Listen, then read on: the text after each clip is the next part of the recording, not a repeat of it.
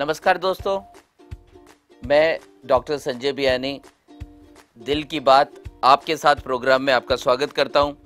Biyani TV studio से मैं आपसे संवाद कर रहा हूं, इंटरेक्ट कर रहा हूं और आपसे बात कर रहा हूं। कल जन्माष्टमी है, बहुत अच्छा अवसर है।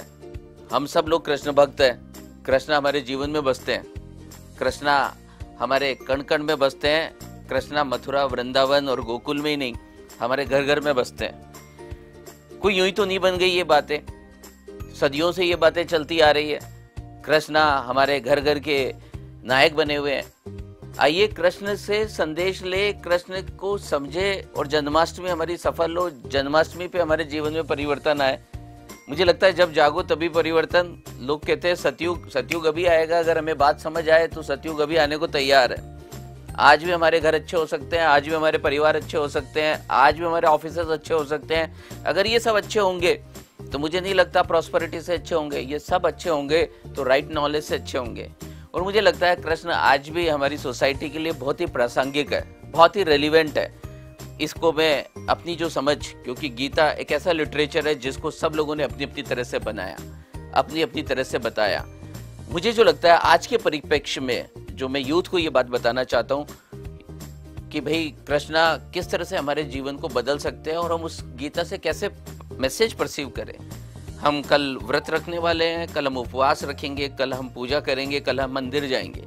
पर मुझे लगता है ये सब तो आउटकम है। असल में कृष्ण को समझना हो तो कृष्ण की विचारधारा को समझना पड़ेगा।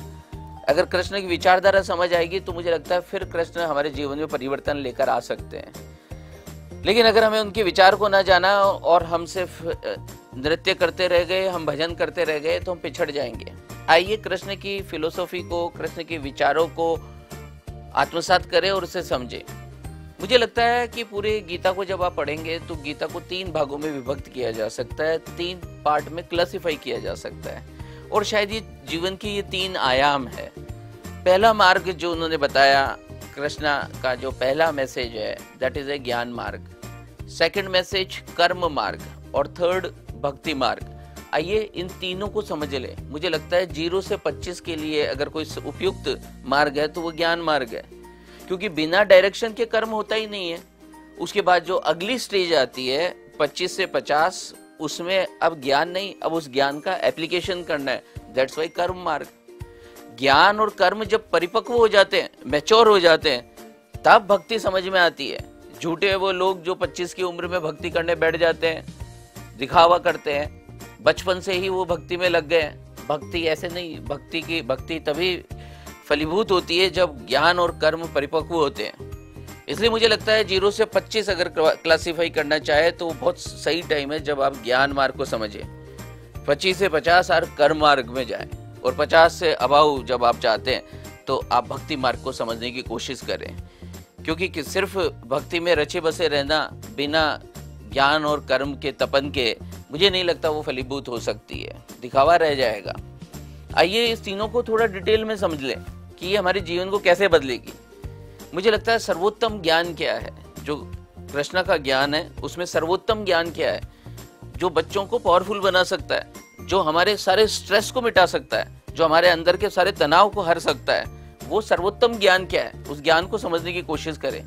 ये सर्वोत्तम ज्ञान है, इंसान तुम हो कौन, हु एम आई, आप हैं कौन, are you brain, are you liver, are you kidney, you are beyond that, you are beyond that. आप बॉडी नहीं है, अब माइंड भी नहीं है, you are a powerful soul. अगर ये बात समझ में आ जाती है तो मुझे लगता है सही में ज्ञान आता है हमारे जीवन में। सर्वोत्तम ज्ञान की पराकाष्ठा अगर कोई बोले, जिससे हमारे जीवन के सारे विष खत्म हो जाते हैं, वो यही बात है कि जब हमें ये समझ में आए, आई एम ए एनर्जी, मैं आत्मा हूँ, I am a soul, nobody can destroy me, nobody can destruct me. अगर जब ये बात समझ में आ जाती है तो हम बहुत पावरफुल हो जाते हैं, क्योंकि इसको समझने से जीवन का डर खत्म हो जाता है। जब डर के आगे जीत होती है तो ज्ञान मार्ग का जो मूल संदेश, जो कृष्ण की थ्योरी से मुझे समझ आया, जो सर्वोत्तम मैसेज है, वो यही कि हम अपने आप को एनर्जी समझें। हमारी फिजिकल बॉडी से बड़ी बॉडी जो है वो एनर्जी बॉडी है, और सही में एनर्जी जो है वो अपने आप को सोल समझने से, अपने आप को सोल रियलाइज करने से समझ में आती है। इसके बाद में दूसरा मैसेज तो बहुत ही उपयोगी है, जो शायद हमारी जिंदगी के सबसे खूबसूरत पलों के लिए बनाया गया है, क्योंकि हम घबरा जाते हैं, हम लोग डर जाते हैं, क्योंकि ज्ञान समझ में आ गया। तो अब दूसरी बात आती है कर्म, एक्शन। क्योंकि जब भी हम कोई काम करते हैं तो हमारे को डर लगने लगता है। अब ज्ञान की मैच्योरिटी की एज आई है, 25 से 50 की उम्र, ये एक्शन और कर्म का मार्ग है। मुझे लगता है ये मैसेज कृष्णा का बहुत ही अच्छा मैसेज है। कर्मण्येवाधिकारस्ते मा फलेषु कदाचन मा कर्म फल हेतु भूर्मा ते संगोस्ते कर्मणि। हे मनुष्य, हे इंसान, तुम्हारा अधिकार कर्म में है, परिणाम में नहीं। कर्मण्येवाधिकारस्ते मा फलेषु कदाचन, कदाचित तेरा अधिकार कर्म में नहीं है। कर्म फल हेतु भूर्मा ते संगोस्ते कर्मणि, कि जब भी तुम एक्शन में तुम्हारा राइट होगा, रिएक्शन तो आना ही है, रिएक्शन की चिंता ना की जाए। देखो अर्जुन, अगर तुम इंसान हो तो तुम्हें या तो युद्ध लड़ना है या युद्ध नहीं लड़ना। तुम ये कैसे कह सकते हो कि मैं युद्ध नहीं लड़ूंगा? अगर युद्ध नहीं लड़ोगे तो घर पे बैठोगे, और घर पे बैठोगे तो सोचो क्या ये उचित क्या होगा। हमारे को हमेशा दो विकल्प होते हैं, करना या ना करना। ना करना भी एक एक्शन है और करना भी एक एक्शन है। आंखें हैं तो देखेगी, कान है तो सुनेंगी, उसे अच्छा सुनाओ या गलत सुनाओ या अच्छा सुनाओ, ये तुम्हारे हाथ की बात है। मुझे लगता है ये बहुत बड़ी विचार है, ये बहुत बड़ी समझ है। अक्सर लोग इस पे डिबेट करते हैं, अक्सर लोग इस बात पर विचार करते नजर आते हैं कि फल की इच्छा के बिना कोई कर्म करेगा ही क्यों? अरे कर्म इसलिए करेगा कि कुछ तो उसको करना ही है, या तो उसे युद्ध करना है या युद्ध नहीं करना, या तो आपको एग्जाम देना है या एग्जाम नहीं देना, या तो आपको कॉलेज जाना है या तो कॉलेज नहीं जाना है, या तो आपको सुबह अपने पिता को प्रणाम करके उन्हें गुड और थैंक यू बोलना है या नहीं बोलना, कुछ तो करना ही है। जब कुछ करना है तो फिर उस पे पूरा विश्वास रखकर और बिना चिंता के उसे लगातार किया जाना चाहिए। यही कर्म थ्योरी है। क्यों? क्योंकि कर्म का फल आना निश्चित है। कर्मण्येवाधिकारस्ते, कर्म में तुम्हारा अधिकार है।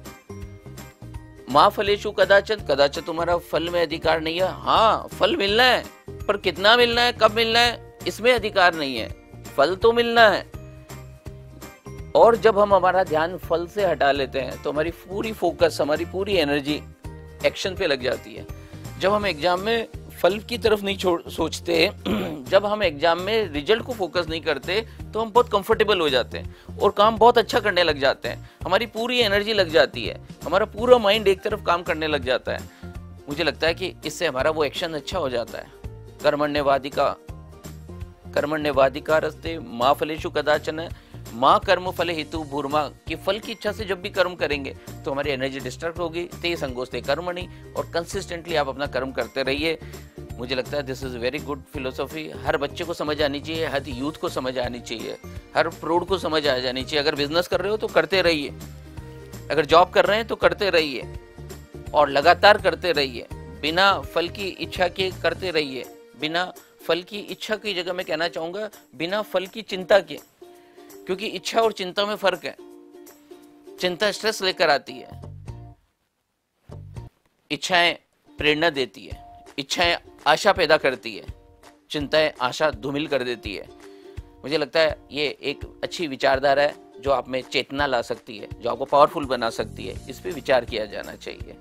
फिर 50 से 75 की उम्र आती है तो भक्ति मार्ग के लिए बताया गया कि अब तुम्हारा कुछ, चूंकि तुम्हारे पास ज्ञान भी आ गया है और वो ज्ञान की मैच्योरिटी कर्म को अप्लाई करते हुए भी आ गई है, तो सब कुछ मुझ पर छोड़ दो और बिल्कुल हैप्पीनेस की तरफ अपनी लाइफ को लीड करने लगो।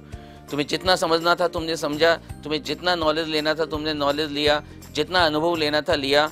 अब अगर तुम्हारे को लाइफ में हैप्पीनेस की तरफ जाना है तो सब कुछ तुम मुझ पर छोड़ दो। कृष्णा का ये मैसेज है, ये भक्ति मार्ग है कि जो करो फिर गॉड को समर्पित करके करो, ताकि जीवन से स्ट्रेस फ्री हो जाए। क्योंकि 50 से 75 की उम्र में आदमी का शरीर वीक हो जाता है। इस वीक और रुग्ण शरीर में जब चिंताएं आती है तो उसकी आयु कम हो जाती है। जब वो सब कुछ ईश्वर को छोड़ देता है तो उसे दीर्घायु मिलती है, वो अपनी लाइफ को एंजॉय कर पाता है, वो लाइफ को सेलिब्रेट कर पाता है। मुझे लगता है ये ज्ञान और कर्म और भक्ति मार्ग जो कृष्णा का संदेश है आज भी मॉडर्न लाइफ के अंदर प्रासंगिक है, रेलिवेंट है। अगर हम चाहते हैं हमारे घर, हमारे ऑफिसेज, हमारे कॉलेज, हमारे इंस्टीट्यूशन सब बेहतर बने, तो हमें वास्तव में जन्माष्टमी बनानी होगी। जन्माष्टमी वास्तव में बनाने के लिए वास्तव में कृष्ण के मैसेज को समझना होगा। आइए हम सब लोग कृष्ण के इस मैसेज को आत्मसात करें, इम्बाइब करें और निर्णय करें कि कल जब जन्माष्टमी को सेलिब्रेट किया जाएगा तो बार बार कृष्ण की इन बातों को दोहराया जाएगा, क्योंकि दोहराने से हमारी जानकारी अनुभव में बदलने लगती है, हमारी जानकारी मैच्योर होने लगती है और वो एप्लीकेशन की तरफ बढ़ जाती है। इसी आशा और विश्वास के साथ में कि हम कल अपना स्वाधीनता दिवस भी बनाएंगे, इंडिपेंडेंस डे भी बनाएंगे और जन्माष्टमी भी बनाएंगे, ताकि हम वास्तव में इंडिपेंडेंट बन सकें, ताकि वास्तव में हम पावरफुल बन सकें, ताकि वास्तव में इस बार इंडिपेंडेंस डे आ सके हमारे जीवन में। मुझे लगता है पदार्थ से ज़्यादा हमारे को अपने ज्ञान की आवश्यकता है, एनर्जी की आवश्यकता है। इसी विश्वास के साथ कि बीएनई टीवी के इस लाइव प्रोग्राम में हम जुड़े रहेंगे, हम बात करते रहेंगे, हम रिसर्च करते रहेंगे, रोजाना कुछ नया विचार लेकर आएंगे और आपका जीवन बेहतर बने, आपका जीवन मंगलमय हो, आपके जन्माष्टमी शुभ हो, आप इंडिपेंडेंस डे पे कुछ नए और अच्छे संकल्प ले। दोस्तों, अगर ये संदेश आपको लगा आपके लिए उपयोगी है तो इसे लाइक करना ना भूलें, क्योंकि लाइक करना थैंक यू बोलना है। जिस चीज़ को थैंक यू बोलते हैं वो हमारी ज़िंदगी में प्रॉस्पेरिटी लेकर आती है।